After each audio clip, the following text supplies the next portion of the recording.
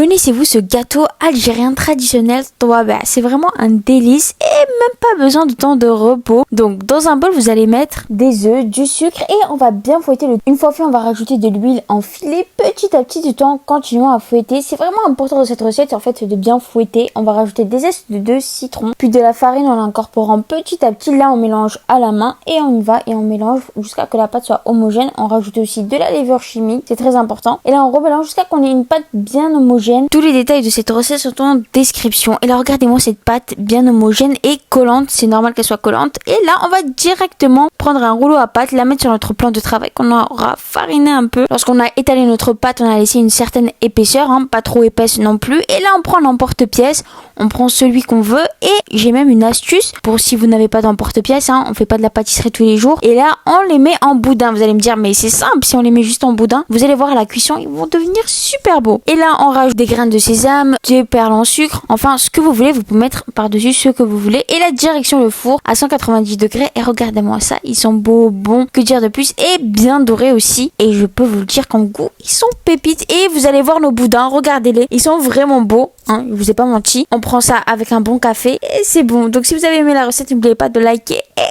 commenter.